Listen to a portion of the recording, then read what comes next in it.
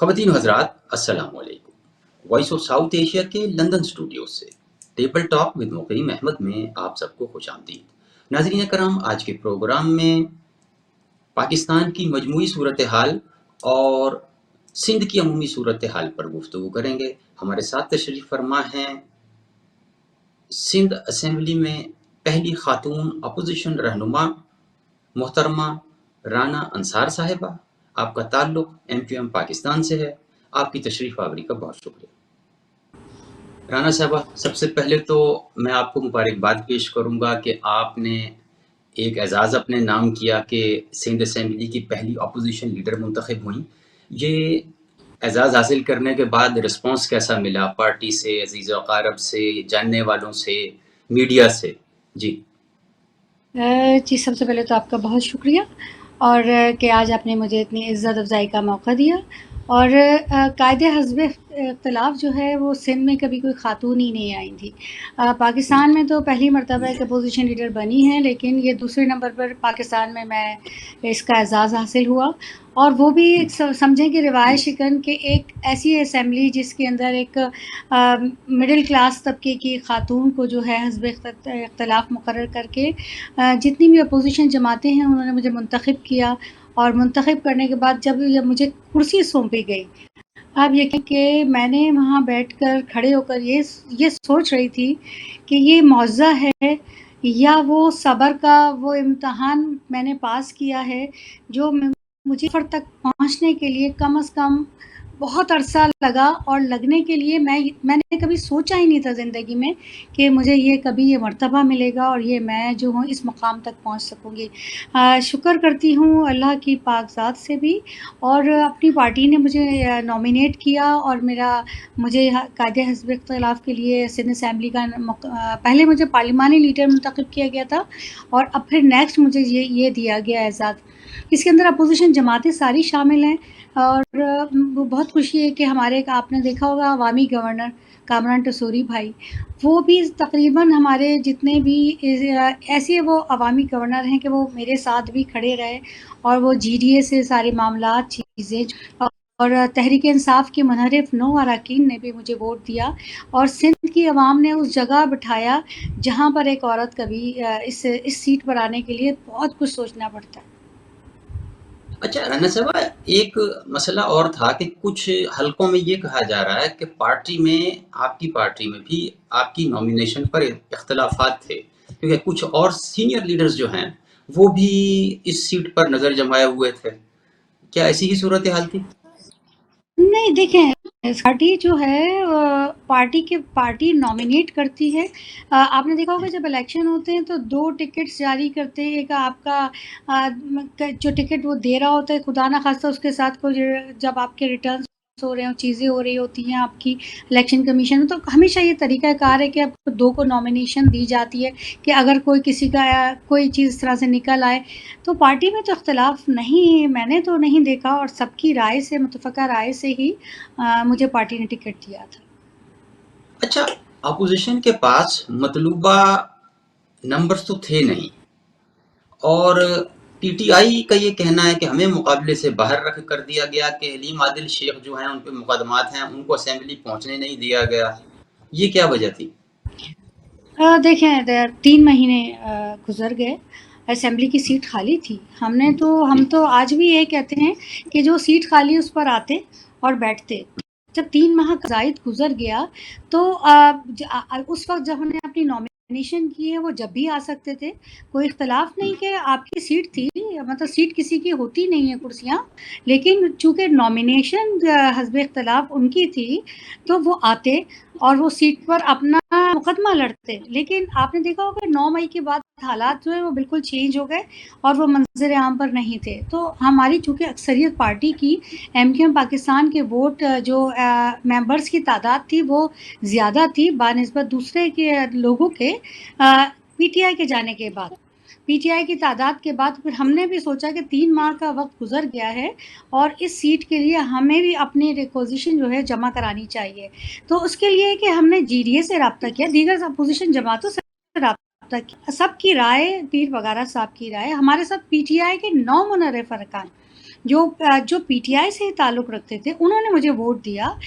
مجھے G D A کے 10 اراکین نے ووٹ دیا، میرے اپنے ووٹ کی تعداد تھی تو ملا کے جو 39 ہو رہی تھی، تو میں اس لحاظ سے جو ہے اس سیٹ کے اہل ہو گئی تھی، اور وہ جو ہمارے قائم مقام جو چلے گئے علیم عادل شیخ بھائی جو تھے، وہ اس سیٹ سے پھر وہ آپ سوچ سکتے ہیں کہ جس کے ووٹ زیادہ ہوتے تو مجھے نامینیشن ملی اور میرا پھر وہ نوٹیفیکیشن جاری ہوا۔ یہ پی ٹی آئی کے 9 اراکین نے پارٹی پالیسی کے خلاف آپ کو کیسے ووٹ دے دیا؟ وہی بات ہے کہ دیکھیں پارٹی جو ان کی پارٹی ہے وہ پارٹی اب تو مجھے نہیں آ رہی ہے، جو ایک پارٹی کا ایک ڈیکورم ہوتا ہے ایک، کیونکہ وہ جب سے یہ حالات 9 مئی کے واقعات کے بعد تو وہ اتنا بڑا بجٹ گزر گیا، بجٹ کی اسپیچیز ہو گئی، آپ کو پتا ہے کہ بجٹ میں پرپوزل ہوتے ہیں، چیزیں ہوتی ہیں، آپ کو اپنے علاقے کو ریپرزینٹ کرنا ہوتا ہے، اس بجٹ اسپیچیز ہوتی ہیں، نہیں کوئی بھی نہیں تھا۔ اور یہ جو آپ نے بات کی کہ 9 اراکین جو تھی، دیکھیں وہ ممبرس تو تھے نا سندھ اسمبلی کے،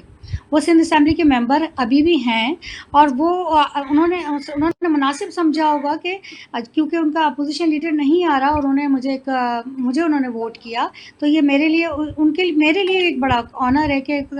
ان 9 انحراف اراکین نے مجھے ووٹ دیا۔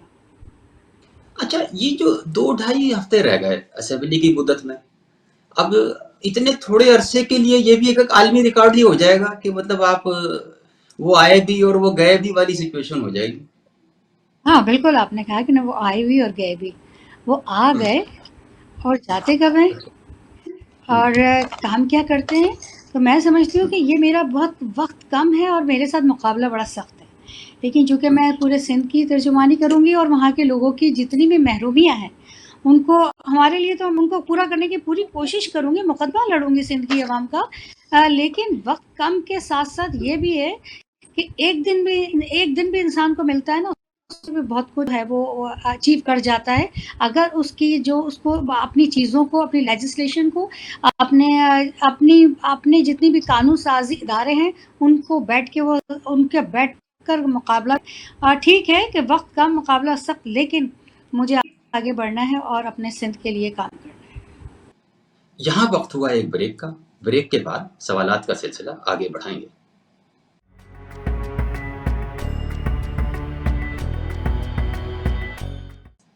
Welcome back. میرا اگلا سوال آپ سے یہ ہے، کل قومی اسمبلی میں خواجہ آصف جو وزیر دفاع بھی ہیں، انہوں نے خواتین کے بارے میں بڑی قابل اعتراض گفتگو کی، بعد میں ان سے یہ کہا گیا کہ آپ معذرت کر لیں، انہوں نے اس سے بھی انکار کر دیا، اس رویے کو آپ کیا کہیں گی؟ دیکھیں جہاں کہ میرا ایک میسج ہے، جب بھی ان کا ذکر آئے، خواتین کی بات آئے،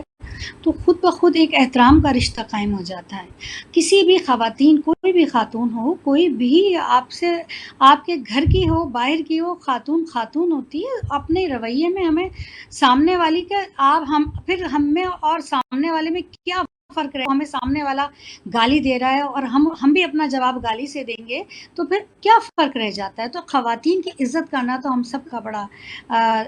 کرنا بھی چاہیے اور احترام کا رشتہ رہنا چاہیے۔ کل قومی اسمبلی میں تیز ترین قانون سازی کا ریکارڈ قائم ہو گیا، بغیر کورم کے صرف 15 اراکین نے 1 گھنٹے میں 29 بل منظور کیے، جس میں سے 18 جو ہیں وہ یونیورسٹیز کے قیام سے متعلق تھے۔ اتنی تیز رفتاری دکھائی گئی کہ وہ جو یونیورسٹیز سے متعلقہ بل تھے انہیں قائمہ کمیٹیوں میں بھی نہیں بھیجا گیا۔ اس قانون سازی کو کیا آپ معیاری قانون سازی سمجھتی ہیں؟ دیکھیں قانون سازی کی جو ابھی آپ نے بات کی نا، اس وقت ہمارے ہاں ٹرین چلتی ہے تیز گام، جو رک کے ہر اسٹیشن پر جا رہی ہوتی ہے، اور آپ جہاں سے مجھ سے بات کریں بلٹ پروف گاڑیاں چل رہی ہوتی ہیں اور تیزی سے جا رہی ہوتی ہے، ریل کار جو ہوتی ہے وہ ابھی اس وقت تمام صوبائی اسمبلی کا بھی یہی حال ہے، قومی اسمبلی میں بھی یہی کہ جتنی بھی آپ کے بل ہیں، صوبائی کا بھی یہی چل رہا ہے کہ بس بل آیا، ٹیبل ہوا اور وہ فوراً کے فوراً پریزنٹ ہونے کے بعد وہ کنسیڈریشن کے لیے جی آئز ہیو اٹ ہو گیا ہے۔ تو یہ طریقہ کار قانون سازی کے لیے اگر یہ سب چیزیں کرنی ہوتی ہیں تو باقاعدہ اس کی پریزنٹیشن ہوتی ہے، اسٹینڈنگ کمیٹیز ہوتی ہیں، کوئی آپ اس کو کمیٹیز میں بھیجنے کے بعد ہم اس بل کو دیکھ رہے ہیں، صوبائی اسمبلی سندھ یہی حال ہے کہ بس چلیں اور بس بھاگیں۔ تو آپ کو پھر اعتراض کرنا چاہیے اور آپ کو انہیں مجبور کرنا چاہیے کہ قانون سازی کا معیار تو کم از کم ٹھیک کریں. اب اس طرح ہاں اگر وہ بالکل میرا تیز گام کسی کے باورچی خانے میں گھس جائے گی تو وہ تو بیچارہ ہاتھ جوڑ دے گا. بس وہ وہی بات آ گئی ہے کہ وہ جب آپ اس ٹریجری بینچز پر ہوتے ہیں نا، تو ٹریجری بینچز جو ہوتی ہے نا وہ یہ کہتی ہے کہ جی سب کچھ ہم کر لیں گے، اور یہ ٹھیک ہے، لیکن آپ کا جو قانون کہتا ہے، آپ کا لیجسلیشن کی بک کہتی ہے، جو آپ کے رولز آف بزنس کہتے ہیں، ہمیں اس پر عمل کرنا چاہیے. لیکن اس وقت ایسی تیزی سے سب نے سوچ لیا جی وقت تو جا رہا ہے، اور ہم نے جو چلتی ہوئی گاڑی کے اندر جتنی بھی بیٹھ سکتے ہیں اس ٹرین کے اندر سوار ہو جائیں. تو طریقہ کار یہی ہے کہ پہلے قانون سازی ہوتی ہے، قانون سازی کے بعد وہ اسٹینڈنگ کمیٹیز میں جانا چاہیے. بالکل آپ کی بات درست ہے. نگران حکومتوں کو اختیارات دے دیے گئے. 76 سال کی تاریخ میں ایسا کبھی نہیں ہوا. نگرانوں کے لیے ایک ہی تاثر تھا کہ جناب وہ آتے ہیں، وہ الیکشن کراتے ہیں، وہ کوئی لانگ ٹرم اسٹریٹجی والی چیزوں کو ٹچ نہیں کرتے، نہ وہ اس قسم کی قانون سازی میں مداخلت کرتے ہیں، نہ ہی وہ بجٹ پیش کرتے ہیں. ہاں اگر انہیں بجٹ پیش کرنا ہو تو وہ مختصر مدت کا یا تو فائنینس بل ہوگا یا وہ مختصر مدت کا بجٹ پیش کرتے ہیں. اب یہ نگران حکومتوں کو اختیارات دے کے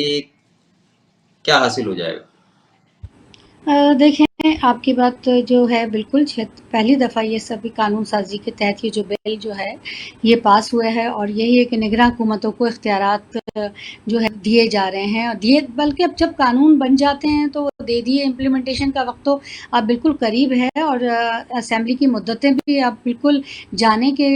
قریب ہیں. سمجھے کوئی 11 اگست کوئی 8 وائنڈ اپ ہو رہی ہیں. اور نگراں حکومت کا آپ نے بالکل 100% صحیح کہہ رہے ہیں کہ نگراں حکومت تو صرف ایک حکومت بنانے کے لیے، کابینہ بنانے کے لیے، جو الیکشن کمیشن جو الیکشن کرا رہا ہوتا ہے اس الیکشن کو کنڈکٹ کرانے کے لیے ان کا کام. لیکن جو اس وقت نگراں حکومتوں کو اختیارات دینے کی جب بات آئی تو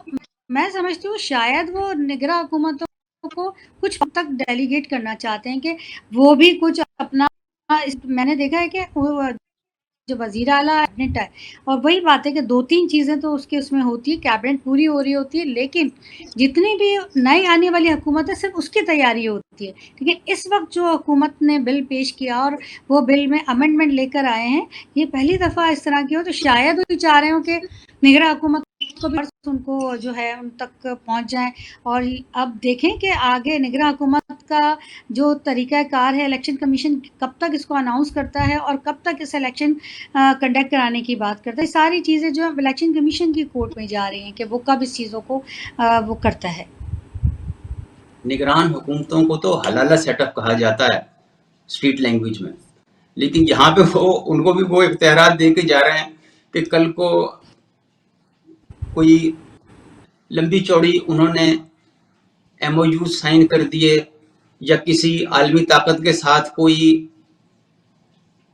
سلسلہ جوڑ لیا، کوئی ایسی چیز انہوں نے ایگری کر دی کہ جو بعد میں آنے والوں سے سنبھالی نہ جائے، تو ہم کس کے در پہ جا کے دستک دیں گے؟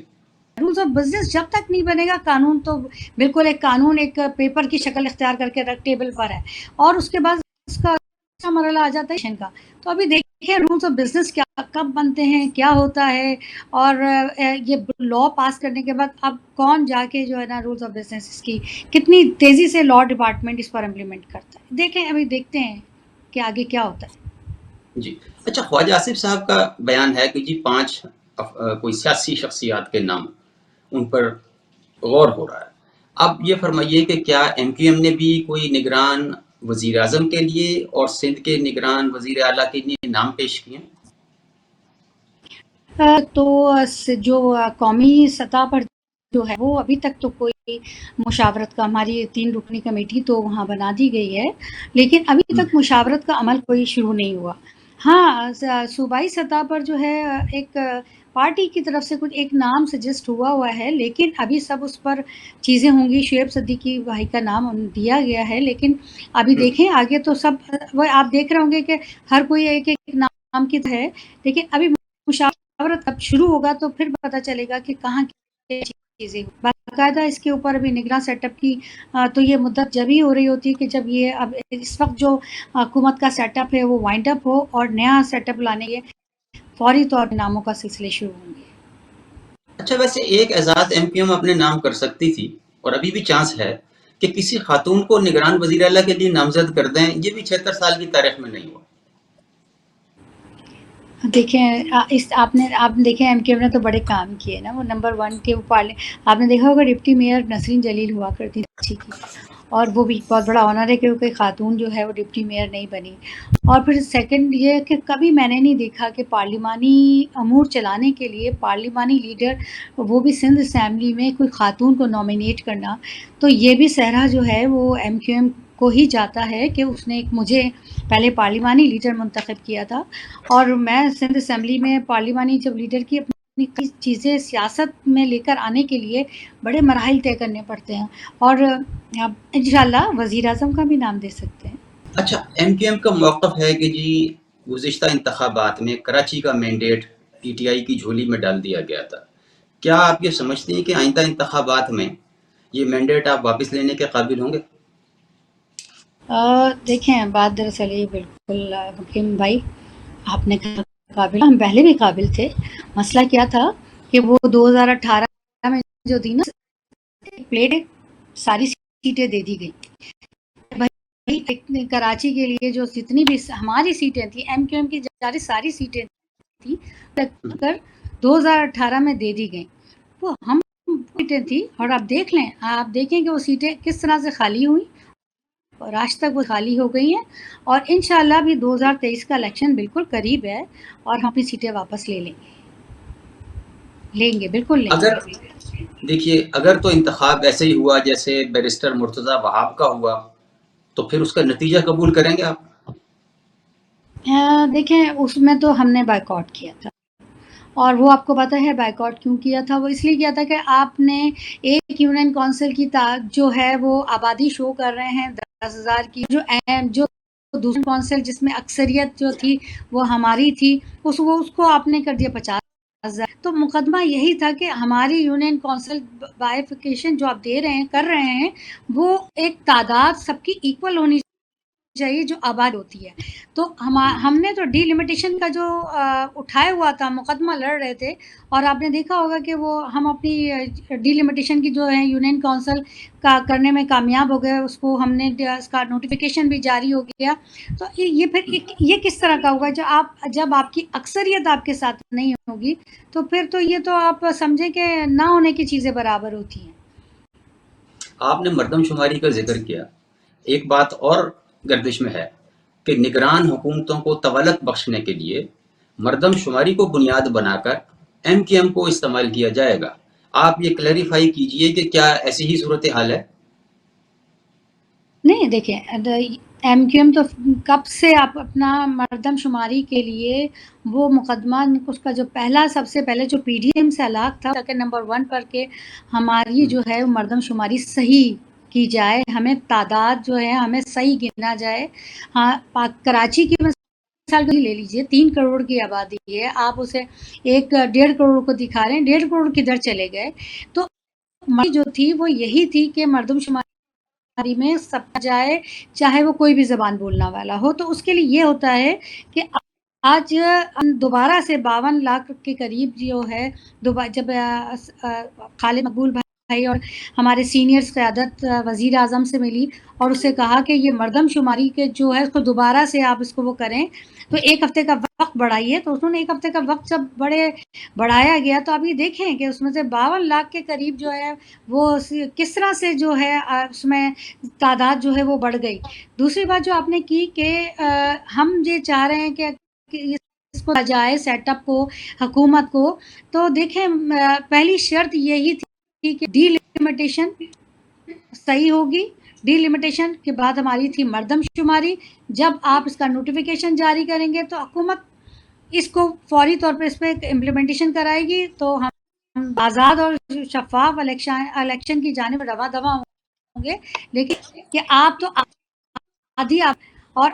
آپ اس 2 الیکشن پہ ایکٹ کے اوپر الیکشن کرائیں گے، یہ ناممکن بات ہے۔ خواتین حضرات، یہ تھا آج کا پروگرام جس میں ہم نے پاکستان اور سندھ کی مجموعی سیاسی صورتحال پر گفتگو کی، اور ہمیں جوائن کیا تھا کراچی سے MGM کی رہنما اور opposition leader in Sindh assembly Rana انصار صاحبہ نے۔ امید کرتا ہوں کہ یہ پروگرام آپ کو پسند آئے گا۔ اگلے پروگرام تک اجازت دیجیے، تب تک اللہ حافظ۔